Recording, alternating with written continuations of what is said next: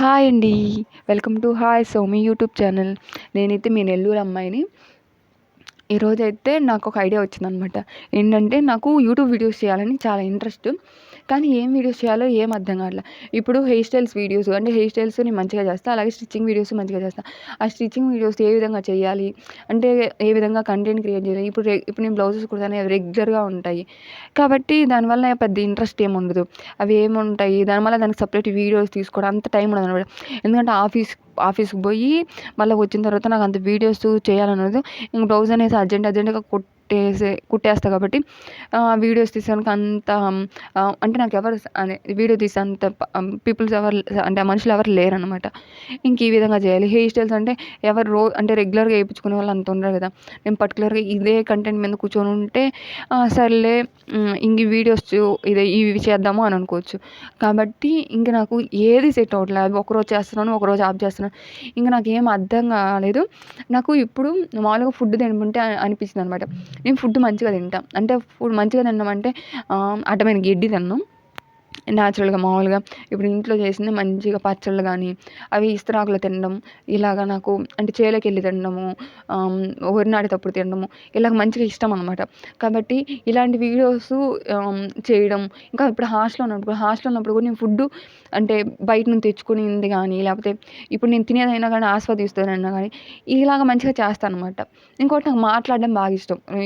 ఎక్కువ మాట్లాడతా అట్లుండడం, ఇంక నన్ను నేను మోటివేట్ చేసుకుంటా అట్లుండడం, నాతో నేను మాట్లాడుకోవడం, నాకు డైరీ రాయడం గానీ, ఇలాంటివి చాలా ఇష్టం అనమాట. అందుకని నాకేమనిపిస్తుందంటే ఈరోజు వచ్చిన ఐడియా, నేను మంచిగా ఇప్పుడు తింటా గదా! తింటా ఎలాగో వీడియోస్ చేస్తా. ఆ వీడియోస్ పెట్టి ఇప్పుడు నేనేంది మామూలుగా నాకు మాట్లాడడం ఇష్టం కాబట్టి నాకు నచ్చినట్టు నేను మాట్లాడదాము అనని ఈరోజైతే నాకు ఈ ఐడియా వచ్చి ఇది చేద్దామనుకున్నా. మీకు నచ్చితే కామెంట్ చేయండి. అంటే మంచి కంటెంట్ అనుకుంటున్నారు అనైతే కామెంట్ చేయండి నాకు. అప్పుడు నాకు అవునా అంటే కొంతమందికి ఇంట్రెస్ట్ ఉంది అనని నేను చేయాలని నాకు ఇంట్రెస్ట్ వస్తదనమాట. మామూలుగా ఈరోజు నేను ఒక టాపిక్ తీసుకొని ఆ టాపిక్కు అంటే నాకు సింక్ అయిన నాకు ఏ విధంగా నేను దాన్ని ఫేస్ చేశాను అనేది ఒకటి చెప్తా. మామూలుగా ఇది మా అమ్మ చెప్పింది. ఏమని? తాటికాయ అహా! తమలపాకంత నాలికని ఊపే కంటే తాటికాయంత తలకాయ ఊపడం బెటరు.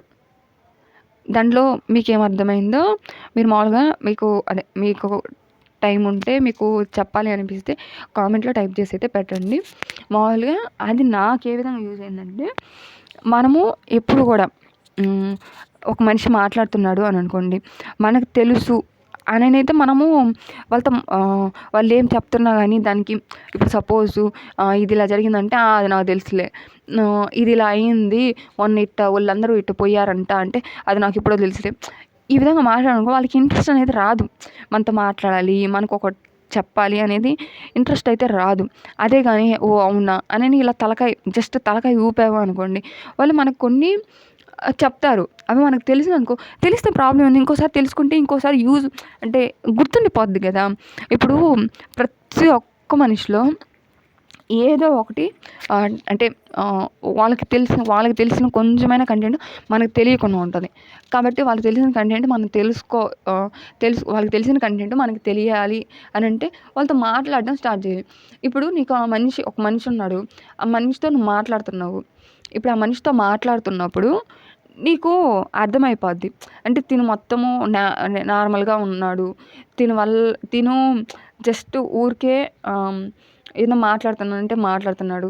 తనకేం అంతగా తెలీదు అన్నప్పుడు నువ్వు సర్లే అన్నట్టు కొంచెం దూరం పెట్టాలి. అంతేగాని రివర్స్‌లో మాట్లాడామనుకో, రేపు తన వల్ల ఏదో ఒక ఖచ్చితంగా యూజ్ అనేది ఉంటది. ప్రతి ఒక్క మనిషి వల్ల ఏదో ఒక యూజ్ ఉంటది. ప్రతి ఒక్క మనిషిలో ఏదో ఒక టాలెంట్ ఉంటది కాబట్టి, ఏ మనిషిని కూడా తక్కువ చేసి మాట్లాడకూడదు. ఎందుకంటే నువ్వు నాకు తెలుసులే ఈ విధంగా మాట్లాడితే, రేపేమన్నా నీకొక తెలియని కంటెంట్ ఏందో నీకు తెలుసు కదా! నువ్వు నన్నెందుకు అడుగుతున్నావు అనేది గాని అన్నాడనుకోండి, అప్పుడు అంటే ఏం చేయలేం కదా! కాబట్టి ఏ మనిషి మాట్లాడుతున్నా, ఓహ్! అవునా! సరే. ఈ విధంగా గాని అనుకుంటే నిజం తెలుసా 100% ఎటువంటి ప్రాబ్లమ్స్ రావు. కాకపోతే తనతో ఇప్పుడు తను నీకంటే నాలెడ్జ్ లేదు అని అనిపించిందనుకో, కొంచెం ఫ్రెండ్‌షిప్ తగ్గిచ్చేయి. తగ్గించడం దూరం పెట్టేయని కాదు.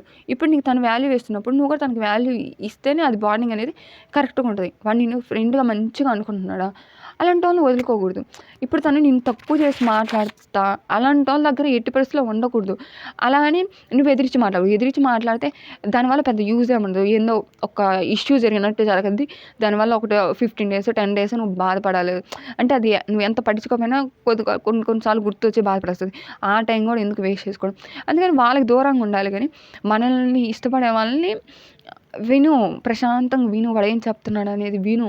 వినిన తర్వాత నీకు ఆటోమేటిక్‌గా వాడు ఎలాంటోడు, ఏంది అనేది కొద్ది రోజులు ట్రావెల్ చేసినా అది అర్థమవుద్ది. మామూలుగా నేను ఒక వీడియోలో చూసా. బాలసుబ్రహ్మణ్యం గారు ఇంటర్వ్యూలో అంటారు. ఒక ఫ్రెండ్‌తో ఫ్రెండ్‌షిప్ చేసిన తర్వాత ఎట్టి పరిస్థితుల్లో వదలకూడదు అని చెప్పి.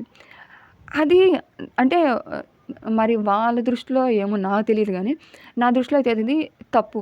ఎందుకంటే ఇప్పుడు ఒక మనిషి ఫ్రెండ్‌షిప్ చేసిన తర్వాత ఆ మనిషి ఎంత బాధ పెట్టినా ఎందుకుండాలి? ఎందుకంటే ఆ మనిషి పొద్దునొస్తే నిన్ను ఒక మనిషి అనేవాడు నిన్ను చీప్‌గా చూస్తా, నిన్ను సరిగ్గా చూసుకోలేదు, నేను ఫ్రెండ్ అనుకుంటున్నాను అంటే అది ఎలా కరెక్ట్ అవుద్ది? ఎందుకంటే నువ్వు కంటిన్యూయస్‌గా అంటే అంటే నువ్వు బాధపడ్డానికే తనతో ఫ్రెండ్‌షిప్ చేసినట్టు అవుద్ది గానీ ఫ్రెండ్‌షిప్ అనేది అది కాదు కదా! ఫ్రెండ్‌షిప్ అంటే ఏందంటే తనతో ఉంటే నువ్వు హ్యాపీగా ఉండాలి. తనతో మాట్లాడుతుంటే నీకు మాట్లాడని ఇంట్రెస్ట్ రావాలి. అంతేగాని తనతో ఫ్రెండ్‌షిప్ చేసినాను. అంటే ఇప్పుడు ఫ్రెండ్‌షిప్ అంటే జస్టు యూ అంటే నువ్వు నీకు తను ఉపయోగపడుతుంది. తను నీకు ఉపయోగపడుతుంది. ఇది కాదు గదా! తను నీకు బాధ పెడుతున్నాడు అంటే కొద్ది రోజులు భరించొచ్చు. కానీ అంటే ఎప్పుడు డైలీ అదే విధంగా బాధపడతా, ఏడుస్తా ఇంతుండే బదులు సైలెంట్‌గా పక్కన ఉండడం బెటరు. నీకంటూ ఒక మంచి ఫ్రెండ్ ప్రతి ఒక్కరు ఒక ఫ్రెండ్ అనేది దొరకదు. దొరకకపోయినా పెద్ద ప్రాబ్లమ్ లేదు. మనకి మనమే పెద్ద ఫ్రెండ్స్ లాగా అనుకోవాలి. ఇప్పుడు మనకి ఫ్రెండే దొరకలేదు. ప్రాబ్లమ్ ఏం లేదు. నువ్వు ఒక డైరీ తీసుకొని మంచిగా నోట్స్‌లో రాసుకో. నీ గురించి నీకేమనిపిస్తుంది? ఇప్పుడు సపోజ్ నేనే తీసుకో. ఇప్పుడు నాకు అంత మంచి ఫ్రెండ్స్ ఏం లేరు. ఎందుకంటే అందరూ జస్ట్ యూజ్ అండ్ త్రో లాగా యూజ్ చేసుకుంటారు. తర్వాత ఏమీ లేకపోతే పక్కన వదిలేసి పడేస్తారు. కాబట్టి నేను చేసే ప్రతిసారి ఏం చేసుకుంటానంటే డైరీ నాకు చిన్నప్పటి నుంచి ఉంది డైరీ. చిన్నప్పుడు అంటే వచ్చి రాని అక్షరాలతో కూడా రాసేదాన్ననమాట. అంటే మంచిగా తినాలి. అంటే నేను చాలా సన్నగా ఉంటా కాబట్టి మంచిగా తినాలి, మంచిగా లావెక్కాలి, ఇంట్లో వాళ్ళని మంచిగా చూసుకోవాలి. ఇవి వచ్చి రాని అసలు అంటే నాకు తెలుగు కూడా సరిగ్గా రాయని అలాగుండేదనమాట. అవి కూడా రీసెంట్‌గా నేను అంటే నా బుక్స్‌లో చూసుకుంటే డైరీలో అన్నీ రాసున్నా. నాకొచ్చి రాని విధంగా నాకు ఒకరి మీద కోపం వచ్చింది, ఒకరి మీద బాధేసింది. ఇవన్నీ ప్రతి ఒక్కటి రాసుకున్నా. అంటే నాతో నేను మాట్లాడుకోవడం స్టార్ట్ చేసిన. నాతో నేను మాట్లాడుకుంటే మంచిగా అనిపిస్తది. అంటే ఇప్పుడు ఎదుటోళ్ళతో చేసినామనుకో నీలో అంత లేదులే. ఇప్పుడు సపోజ్ నేను మంచిగా వర్క్ చేస్తాను. నాకు మంచి టాలెంట్ ఉంది అని చెప్పి నీకు నువ్వు సెల్ఫ్‌గా మోటివేట్ చేసుకోవడం వేరు. వాళ్ళు చూసి కొన్నిసార్లు మోటివేట్ చేస్తారు. నువ్వు కొంచెం గాని సెటిల్ అవుతున్నావు. దానివల్ల నీకు యూజ్ ఉంది అంటే ఖచ్చితంగా వాళ్ళు నిన్ను తొక్కిపడేయాలని చూస్తారు. ఇప్పుడు సపోజ్ ఇప్పుడు నేను టైలరింగే చేస్తాను. టైలరింగ్ చేసిన తర్వాత నాకు స్టార్టింగ్ ఓ 3 టైమ్స్, 4 టైమ్స్ అబ్బా! మంచిగా స్టిచ్ చేస్తున్నావు అని అంటారు. కానీ వాళ్ళు 2000 పేమెంట్ చేసిన తర్వాత వాళ్ళకేమనిపిస్తుందంటే అంటే మనమే ఇంత ఇస్తున్నాం అంటే పక్కనోళ్ళు ఎంత ఇస్తున్నారో, వాళ్ళు ఎంత డబ్బులు సంపాదిస్తుందో అనే థాట్‌లో మనల్ని వాళ్ళు మోటివేట్ చేస్తే అంటే నువ్వు మంచిగా కుట్టడం లేదో లేకపోతే ఏదో ఒకటి నీ గురించి చెడుగా ఎతకడమో ఇవి స్టార్ట్ చేస్తారు. కాబట్టి పక్కనోళ్ళతో ఫ్రెండ్‌షిప్ చేసే కంటే సైలెంట్‌గా నిన్ను నువ్వు మోటివేట్ చేసుకోవడం బెస్ట్ అంటే బెస్ట్. నేనైతే ప్రెజెంట్ అయితే అదే చేస్తా. నాకు అదే మామూలుగా బిజినెస్ మీద ఇంట్రెస్ట్ ఉండదు కాబట్టి నేను బిజినెస్‌లో నేను ఏ విధంగా రన్ చేయాలి? ఏ విధంగా స్టార్ట్ చేయాలి? నేను స్టార్ట్ చేస్తే ఏమైనా లాస్ వస్తదా?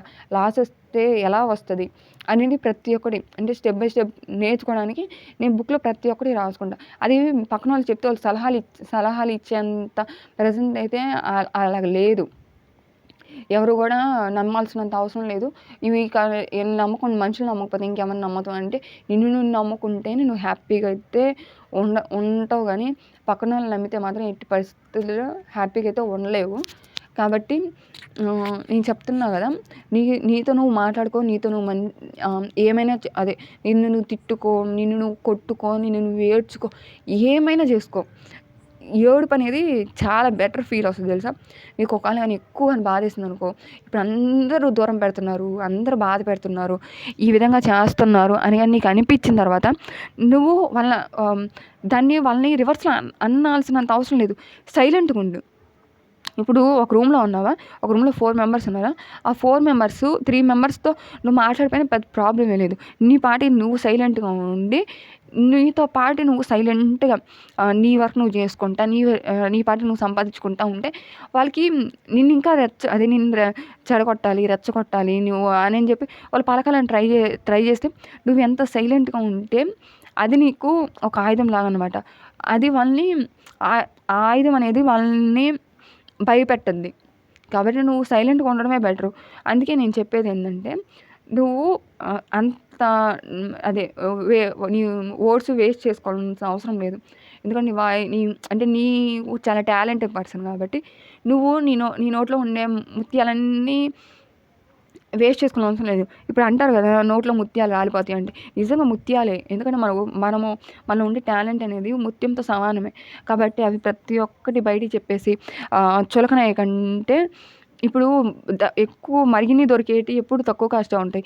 రేర్గా దొరికేటివి ఎక్కువ కాస్ట్ ఉంటాయి. కాబట్టి మన మాటలు అనేది తక్కువగా మాట్లాడాలి. తక్కువగా మాట్లాడడం వల్ల ఎక్కువ మనకి ఇంపార్టెన్స్ అనేది దొరకద్ది. దాని ప్రైజ్ ఎక్కువ పెరగద్ది. కాబట్టి ఎక్కువ జనాలతో మాట్లాడడం కంటే తక్కువగా మాట్లాడు. ఎవరైనా మాట్లాడుతుంటే జస్ట్ విను, తల ఊపు. అంతేగాని వాళ్ళకి రెస్పాన్స్ ఇవ్వాల్సిన టైంలో ఇవ్వాలి. కానీ అదే పనిగా ప్రతిదానికి నువ్వు నిన్ను నువ్వు ప్రూవ్ చేసుకోవాలి అంత అవసరం లేదు. నిన్ను ప్రూవ్ చేసుకునేది నీ సెల్ఫ్‌కి నీకు అనిపియాలి.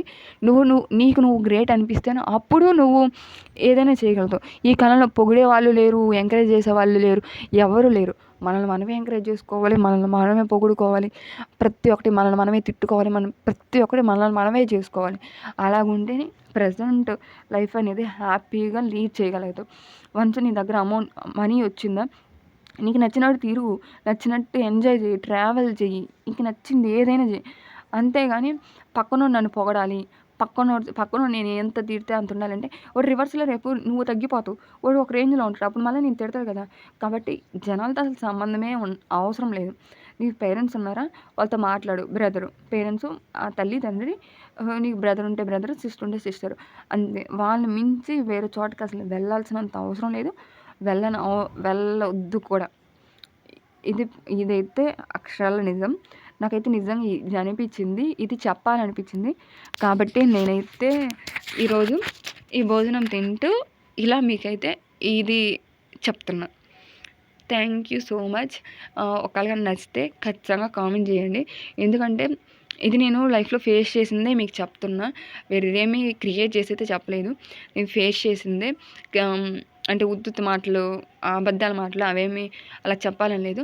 నాకు ఫ్యూచర్లో నేను ఏం ఫేస్ చేశానో అవి నాకు ఏ విధంగా ఉపయోగపడ్డాయో, మా అమ్మ చెప్పిన కోర్స్ ఏ విధంగా ఉపయోగపడినాయో దాన్ని బట్టి నేను ఇలా మాట్లాడతాను అనమాట. ఇప్పుడైతే నా భోజనం అయితే కంప్లీట్ అయిపోయింది. ఇంకా వీడియో అయితే ఎండ్ చేసేస్తున్నాను.